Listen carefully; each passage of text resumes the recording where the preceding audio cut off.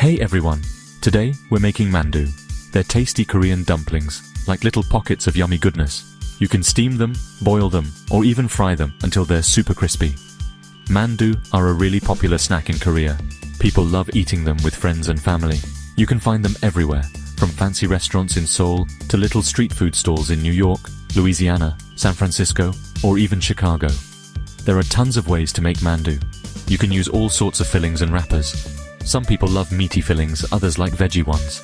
Let's make some mandu. It's way easier than you think. You'll be amazed at how yummy they are. Before we get cooking, let's grab our ingredients. We need stuff for the filling, the wrappers, and a yummy dipping sauce. For the filling, we'll use ground pork, chopped kimchi, tofu, bean sprouts, green onions, and some seasonings.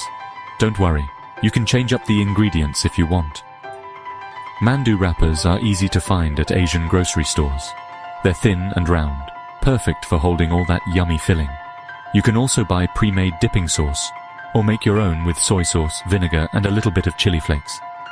Remember, cooking is all about having fun and trying new things. Don't be afraid to add your own special touch. Now for the fun part, making the mandu. First, mix all the filling ingredients in a big bowl. Then, lay out your mandu wrappers and put a spoonful of filling in the middle of each one. Next, dip your finger in water and wet the edges of the wrapper. Fold the wrapper in half and pinch the edges to close it up tight. You can make all sorts of shapes, like half moons or little pouches. Now it's time to cook. You can steam them, boil them, or fry them in a pan. Steaming makes soft and fluffy dumplings. Boiling makes them a little chewier, and pan frying makes them crispy and golden brown. You did it! You made mandu. Serve them hot with your dipping sauce. You can eat them as a snack, an appetizer, or even a light meal. Want to make them ahead of time? No problem. Freeze them before you cook them, and they'll be ready whenever you are. Just remember to cook them a little longer.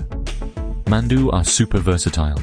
You can add them to soups like manduguk, a cozy Korean dumpling soup, perfect for a chilly day in Chicago.